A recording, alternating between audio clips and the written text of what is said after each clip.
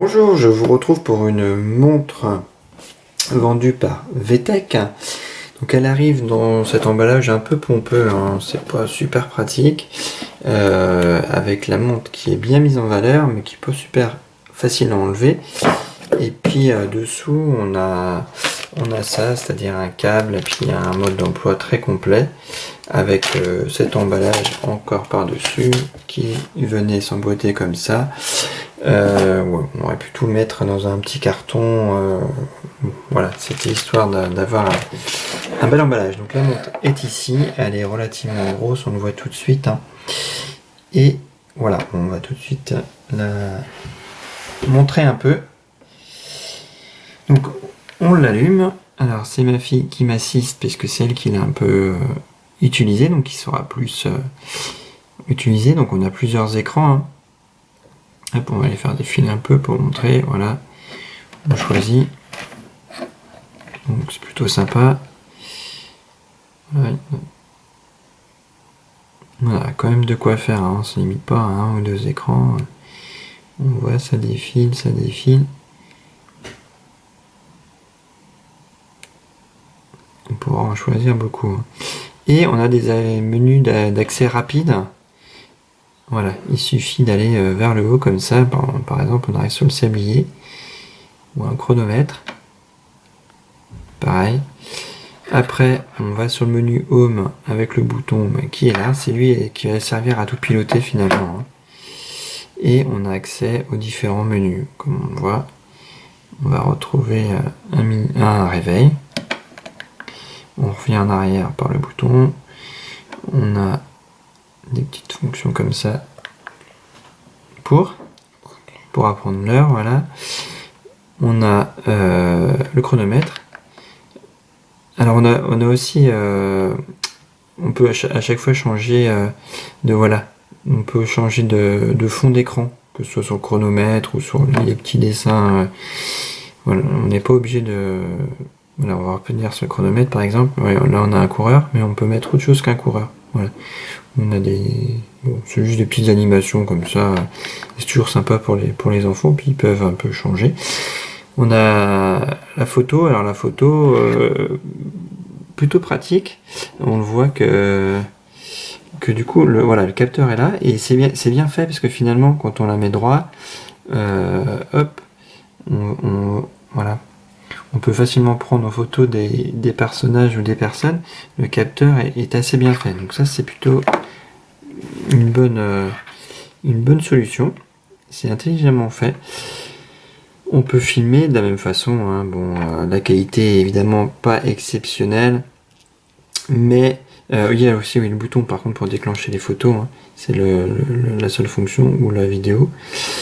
C'est pas exceptionnel. On a le micro aussi, le micro, hein, pour s'enregistrer. Et voilà, on va revenir en arrière. On a quoi d'autre après comme application pour regarder, donc ça, voilà, pour visualiser. Donc c'est plutôt sympa. D'ailleurs, je suis en train de penser, on peut faire des photos, on peut mettre des filtres. On a plein de filtres qui sont disponibles en mode photo.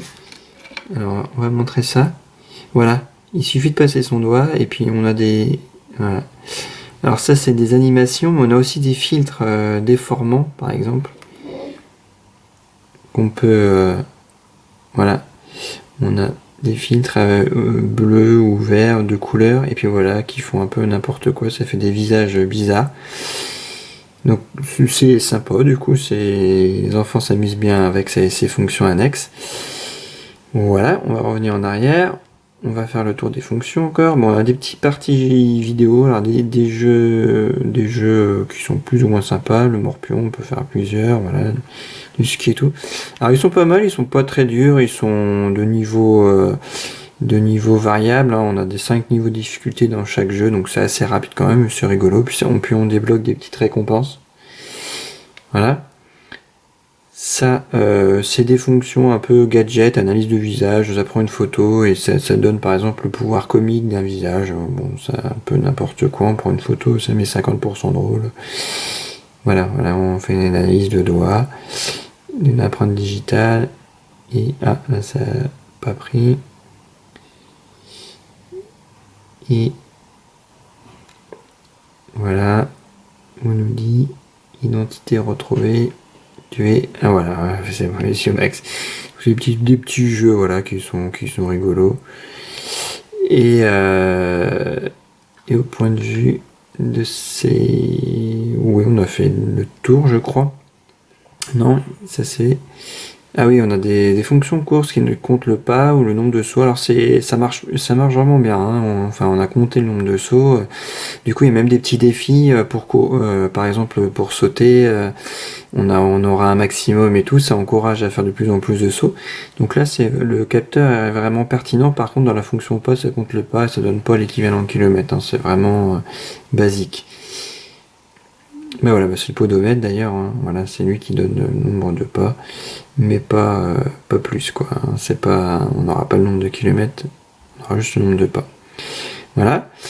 On le voit d'ailleurs, écran très lisible, tactile très réactif, autonomie pas mal du tout. Hein. On peut tenir une semaine si on n'utilise pas des masses. En veille, ça perd pas quasiment pas. Et puis vraiment en usage intensif, on tiendra 6-7 heures, ce qui est pas si mal. Hein. Là, on peut télécharger d'autres choses. Alors, j'avoue qu'on ne l'a pas fait.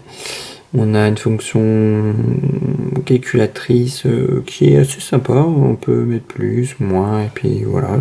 On choisit ces chiffres un peu comme ça. On a l'agenda, un classique. On a encore quoi d'autre comme fonction? On va sortir de l'agenda. On a les paramètres hein, pour régler, par exemple là, oui, on a désactivé le son, sinon on voit qu'il peut être assez fort quand même. On a quoi? On a la luminosité de l'écran, donc là il est pas du tout au maximum, on le voit, voilà, donc en plein soleil du coup ça reste visible. On a la date évidemment pour mettre à jour, l'heure évidemment, et puis effet 3D, voilà, bon, ça donne un petit effet, un réveil intelligent. On a voilà, les fonds d'écran qu'on peut modifier. Voilà. Donc c'est vraiment bien personnalisable. Et on a voilà, les réglages avancés, un classique pour voir la mémoire et tout. Alors pas extensible la mémoire, hein, on n'a pas de slot pour micro SD. Donc il faudra vider de temps en temps les photos. Et donc voilà, je crois qu'on a fait le tour de la montre. Ma fille acquiesce. Alors la cible est indiquée 5-13 ans, on le voit sur la boîte. Très honnêtement, ma fille a 11 ans et elle ne s'affichera jamais avec cette montre. Hein. Elle confirme, elle hoche la tête. Pour le collège, on va éviter. Donc c'est plutôt, à mon avis, 5-9 ans plutôt que 5-13 ans. Puisqu'après, oui, ça fait un peu gadget, et puis comme ils sont habitués à d'autres choses tactiles, genre par exemple les tablettes, du coup les petits jeux et tout sont vite limités. Donc voilà ce qu'on pouvait dire sur cette montre qui fait quand même correctement le travail, hein, même si le prix est élevé à près de 100 € là au moment de sa sortie. Ouais, j'ai eu l'occasion d'en tester des premiers prix et qui étaient vraiment pas convaincantes. Celle-là au moins est convaincante avec une batterie qui est raisonnable, hein, franchement. Voilà. Et puis un écran lisible, tactile qui marche vraiment bien. Donc il y aura de quoi faire. Par contre, ça reste fragile, hein, donc si ça tombe, ça peut casser très facilement à l'image de tout écran tactile. Voilà ce qu'on peut dire dans un commentaire un peu développé. Il y a ces petits autocollants de début. Et donc voilà, évidemment la partie pour charger qui est protégée, parce qu'on peut prendre la pluie avec, il n'y a pas de souci. Voilà, j'espère que cet aperçu vous aura utile et pourra éventuellement vous guider dans votre choix d'achat. Merci pour votre attention, bye bye.